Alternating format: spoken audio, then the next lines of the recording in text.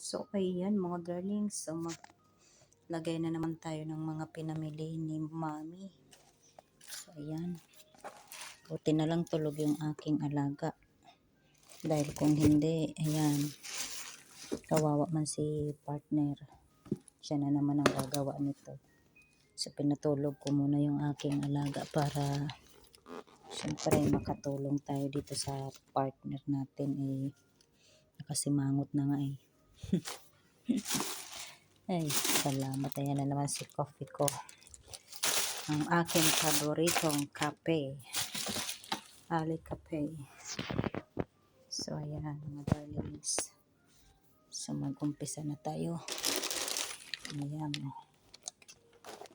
Utat. Ayan.